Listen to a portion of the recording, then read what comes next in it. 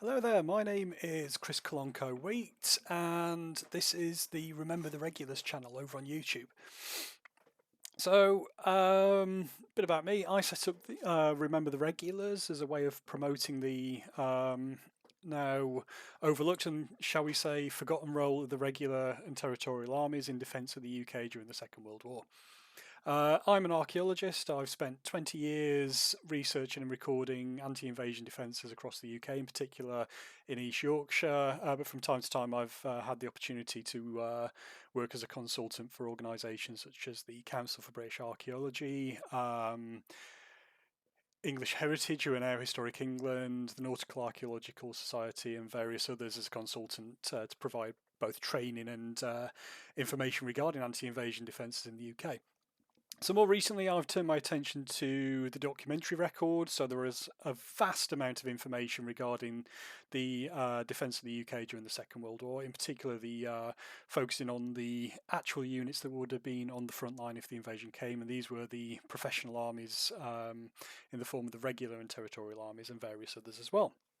So today, most people's point of contact with the defence of the UK is through Dad's Army, and unfortunately, Dad's Army isn't a documentary or a reliable source of information for this period of history, in particular 1940 and 41, following the fall of France. So, unfortunately, although Dad's Army is very funny, it often gives people the impression that the defence of the UK was never taken seriously, or that it was solely in the hands of a bunch of bumbling old men across the country who were armed poorly and very poorly trained and would have completely fluffed the defence of the UK if the Germans had landed. The truth is, the defence of the country was the responsibility of professional soldiers. It wasn't, especially in 1940 and 41, in the hands solely of old men and poorly trained young boys.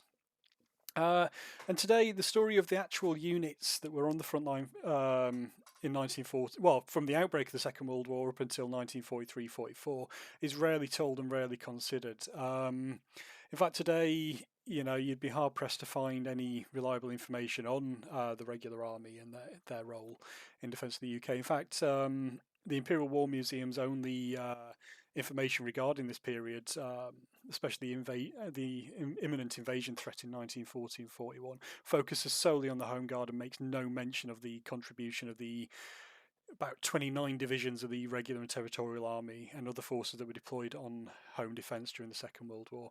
And I'm fairly certain the display in London as well makes literally zero mention of the what were the frontline fighting troops responsible for defence of the UK. And it has to be one of the only occasions where the frontline fighting units get no attention, and all attention goes on second line units during the Second World War. So it's quite interesting in that respect. So I set up Remember the Regulars to try and redress the balance and draw attention to the somewhere between 350,000 to 500,000 troops of the Royal and Territorial, regular and territorial army soldiers that were deployed across the UK on home fence. But let's start with this very quick presentation. Hopefully it'll be quick. I might go off on a tangent, who knows. Let's start by introducing the regulars into this story. So who were the regulars? Well, the regular army, what I call the regulars. So the regulars, as I call them, refers to several units that comprised the units of the Home Forces, which were the organisation responsible for defending the UK during the Second World War. The Home Forces comprised of several different armies, or several different types of units, which we'll have a look at in a second. So the first of these was the regular army. The regular army was the country's professional fighting force. These were full-time soldiers. The role of the regulars was to, especially in 1940, during the Second World War, in the interwar years, their role was to act as essentially a police force for the British Empire. So the regular army were deployed across what was the empire in a colonial fashion to defend the empire, but also as well to defend on land infrastructure associated with the navy. So naval bases across the country were to be defended by the regular army. So the regular army were full-time soldiers, professional soldiers, formed to carry out this role as essentially police of the empire in some cases. In 1940, following the rise in the invasion threats to the UK, which is something we'll look at later because there were multiple invasion threats. It wasn't just the invasion threat didn't start just following the fall of France. It started much earlier, but that's something for another talk. So in 1940 and 41, we see the regular army deployed within the home forces across the UK to defend the country. What else to say about the regular army? Yeah, these are tanks of the 1st Armoured Division, which were one of several divisions deployed in the UK of the regular army, in this case the 1st Armoured Division. And again, professional soldiers whose sole role was to be full-time soldiers and provide the defence of the country. So these were one of the units in the Home Forces who would have been on the front line during the Second World War in the UK, would have been at the forefront of defence of the country if the invasion did come. Next, you've got the Territorial Army. So the Territorial Army can be seen as part-time soldiers. These are essentially a reserve of soldiers that would be called up. So the soldiers of the Territorial Army would have general occupations. They would go to their local drill hall on a weekend. They had been trained in how to do bull, a square bash, so how to drill properly, how to march and all these things, and how to maintain their kit. And the aim of the Territorial Army was to reinforce the regular army in times of war or times of emergency. So you had, as today, you had a body of men across the country who were trained to be soldiers and could be called up in the event of war, as was the case in the Second World War. So your Territorial Army, in terms of the Home Forces, made up the backbone of the defence of the UK during the Second World War. The vast number of units deployed to defend the UK were Territorial Army units. So these were part-time soldiers called up in the event of war and deployed across the UK to defend the country. So in this case, we have a soldier of the 4th Battalion, Royal Norfolk Regiment, and here he is next to a slit trench, next to a pillbox in a slit trench, armed with his P14 rifle, which some people often assume this is a soldier of the Home Guard. He isn't, and he's also got 1908 pattern webbing, which kind of hints at the situation in 1940 in terms of equipment. Again, story for another time. Pretty much every image I've ever seen of soldiers next to pillboxes is the regular or Territorial Army, and I'm still to see a single photo of the Home Guard anywhere near a pillbox in this period, 40 or 41.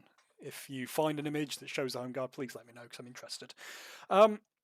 So these are your two branches of the British Army at this time in 1940 and 41. So your Territorial Army, their key role was not necessarily to be deployed abroad in defence of the Empire, but their role was to stay at home and support the army, support the regular army where needs be.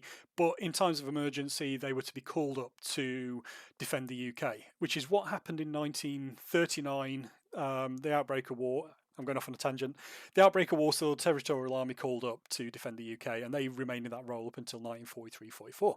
So that's your British Army. Next, we also have the Commonwealth Forces. So obviously Britain had an empire, and there were various soldiers from various countries and dominions across the world that formed the Commonwealth Forces. So in this case, we've got the Australian 6th Division. So these were one of the first units to arrive in the UK to defend it in 1940. You also have the Canadians as well, many Canadian divisions. In fact, they were the best equipped units in Britain at the time of the fall of France as well. So I've been told, or what the World at War says, is that the sole fully equipped division in the UK following the fall of France was a Canadian division. You also had New Zealanders, including Maori troops who were deployed within the GHQ Reserve in the south, and a whole wealth of other Commonwealth forces as well. That deserve some recognition in their deployment within the UK to defend the UK. So we've got the regulars, territorials, and the Commonwealth forces as well. So you kind of see that Britain did not stand alone in 1940 as well. So yeah, the Commonwealth forces also deserve to be recognised in terms of their role. And these guys, again, were deployed in a frontline role or active role in defence of the UK, which often goes ignored as well. So who else we've got? The Free Forces. So there were a vast amount of soldiers that managed to escape from occupied Europe. So you had everything from, in this case, the Polish, who are quite well known for their deployment in Scotland on home defence, and I'm particularly biased towards them as well, being of Polish descent.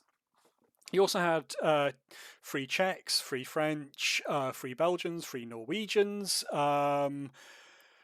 and a whole range of other people as well that managed to escape from Europe and were deployed in the UK on home defence as well. So a vast amount of soldiers, including the British Professional Forces, the Commonwealth Professional Forces, and these free forces as well, who were at the forefront of defence in the UK during the Second World War. So this is before we even get to the Home Guard. You have these vast amounts of professional soldiers, and from my estimation, key thing here is that we don't know the actual number. We know exactly how many Home Guard were called up, but there are no stats available that I've been able to find so far as to how many members of the regular and territorial and free forces and Commonwealth forces were deployed across the UK. But my estimation is there were about 29 divisions, give or take, which equates to about somewhere between 350 to 500,000 soldiers. There were probably a lot more in the UK defending the country in 1940 and 41. But you can see now why I just call them the regulars, because there are so many different facets to the forces that were deployed in the UK. Right. Let's have a very quick look at the order of battle. So when everyone knows about the role of the Home Guard and the LDV and the auxiliary units, but when you put them into the context of the Home Forces, we see that they were just one component of a wider military organisation known as the Home Forces. So looking at this order of battle, at the kind of tip of the spear, defending the seas, you have the Royal Navy and Coastal Command. Story for another time. But they were both key to providing an early warning of the invasion coming in. You've got the RAF, Bomber and Fighter Command, which again would have been key to attacking enemy infantry and other resources on land. Royal Artillery. So alongside your regular forces, the regs, you also have the Royal Artillery, and these are probably even more forgotten than the infantry. So the Royal Artillery occupied and garrisoned coastal artillery batteries, which would have been key to putting down counter battery fire on invasion craft coming in, and also enemy ships supporting the invasion. And you also have field batteries as well. So these were pre-prepared batteries of things like 9-inch guns, 25-pounders, 18-pounders located inland that would be sighted to bombard the invading beach as well. Then you have your regular and territorial armies and the others responsible for coastal defence, but also the key thing here is inland defence. It wasn't just the responsibility of the regs and the TAs to defend the coast. It was their responsibility to defend inland as well. And a key thing here is, as well, you also had local mobile reserves. So for my research into East Yorkshire and elsewhere, it's becoming abundantly clear that the defences weren't solely static, for example. Again, talk for another time in more detail. But there were local, so for every battalion, which comprised of 4 companies, I think it was 4 companies in a battalion, that sounds about right. One of those companies would be deployed in a mobile role to counterattack more often than not. So 3 of the companies would be purely static to hold their position, and then you'd have 1 company of about 150 men who would counterattack and overthrow the invading force if they got a foothold in the defences. And then you've got the inland, the GHQ reserve, which were your final line of defence. So it's often quoted that the Home Guard were the final line of defence. They were not. Your final line of defence was the GHQ reserves, which were units deployed inland who would deploy when the invading force would start to push inland, and when they'd finally stalled, the GHQ reserve would be sprung and they would provide the knockout blow to the invading force on land. So, after all this, behind the regulars were the local defence volunteers and the Home Guard. They were solely responsible, especially in 1940 and 41. Later on in the war, 1943, give or take, this is when they started to provide a more active role. But in 1940 and 41, they were limited to localised defence only of their immediate area. So they had no autonomy. They were under the control of the regular or territorial army divisions and battalions in their area, and they were to sit and defend their local town, village, or in some cases vulnerable points such as factories and coal mines and all this.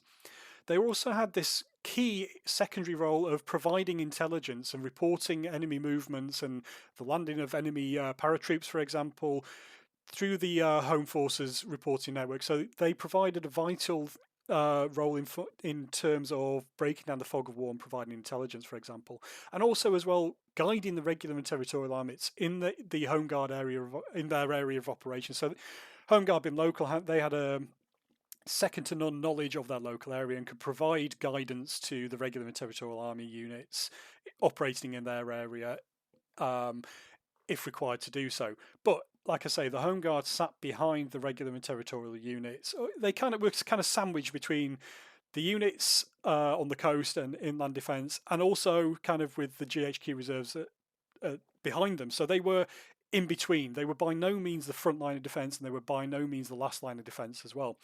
And then you have the auxiliary units and special duties units, who, again, along with the Home Guard, get all the attention today, despite being one component of this defensive network. So your auxiliary units were the kind of sneaky beaky secret armies that would have popped up after the invading force passed over them, and they would have attacked supply lines and airfields and provided a vital role in hampering logistical operations behind the lines in terms of the enemy logistics, which would have been vital to taking on the enemy, absolutely essential to taking on the invading force. And then what I consider personally to be slightly more important than your auxiliary units were your special duties section. These were the units that would have operated behind the lines, gathering intelligence on where the enemy were, where they were going to move, who was where, and providing this back to the general headquarters to build up and break down the fog of war and build up this intelligence picture.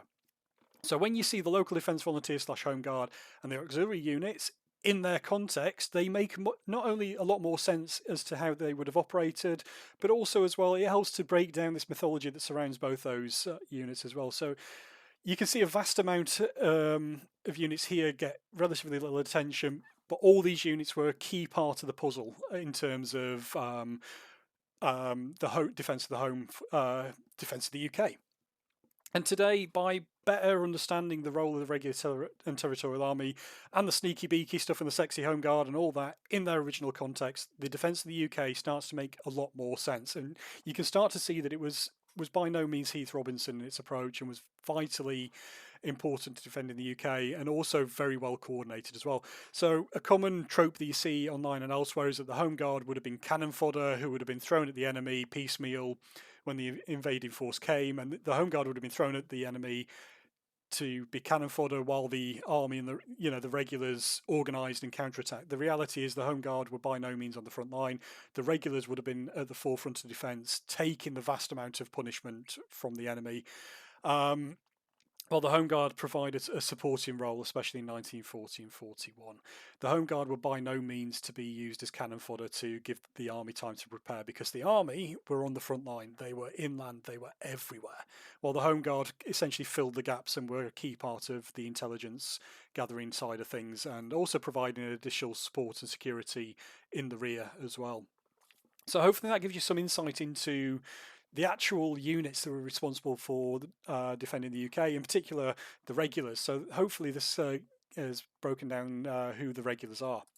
So why should we remember the regulars? As I've already mentioned multiple times, their role is vitally important to the defence of the UK, despite being massively overlooked today. And this has hampered our understanding of how the UK was defended during the Second World War in 1940 and 41.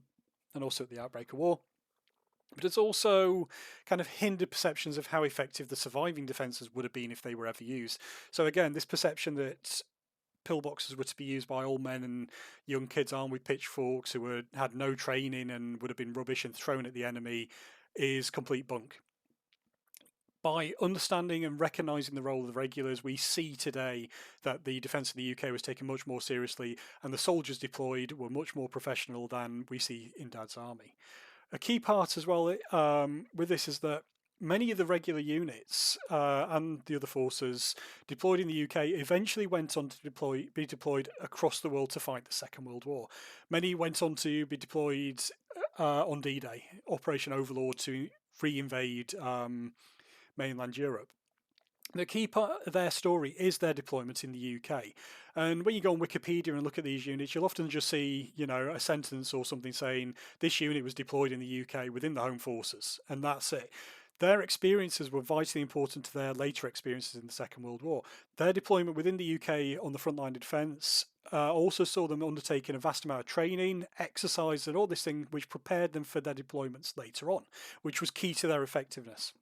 A key example of this is the 18th Infantry Division, who were responsible for defending Norfolk. From the outbreak of war, they were formed in December 1939, I think, give or take, and they were eventually posted to the Far East in December 1941. So they spent essentially 2 years in the UK defending Norfolk. And again, this role, or their role, is largely overlooked. But Assad's tale is associated with the 18th. So they went off to the Far East where they fought the Japanese, and the entire division was captured. So after spending 2 years in England, in Norfolk, defending the UK, they went on and the entire division was captured by the Japanese and the division ceased to exist. So their time in the UK was vitally a key part of their story, but also a key part of a wider Assad story. So the experiences of these troops deployed in the UK often had further repercussions. The soldiers deployed in the UK defending this country, the countries in the UK, went on to fight elsewhere and died or were captured, for example. So telling their story while they were deployed in the UK is a key part of their wider story. So hopefully that makes sense. So if you want to find out more about the Home Forces, you can check out the Home Forces resources, which I put together on the UK Second World War Heritage website. These will give you an introduction as to where these units were in the UK in July 1940. These units moved around a lot, and there is no one-size-fits-all story to the Home Forces in the Second World War. They moved around a lot. There was a lot of variation going on, a lot of variation at local level, but you can start to learn about the actual defence of the UK through the Home Forces resources, so please do check that out. If you want to find out more, I recommend getting a copy of Stopping Hitler by G.C. Wynne, and if you can find a copy of Dobinson's 20th Century Fortifications in England, Volume 2, get a copy of that. But by far the best introduction to this period is Stopping Hitler by G.C. Wynne. So this has been Chris from Remember the Regulars. I hope you found that useful. I hope that gives you an introduction to the Home Forces and tells you who they are. This video is meant to be 5 minutes. I've now been rambling on for 21 minutes, but yeah, hopefully that has been of interest. Thank you, and please do check out my Patreon and all that stuff. Do I mention that? No. Right, cheers, see you later, bye.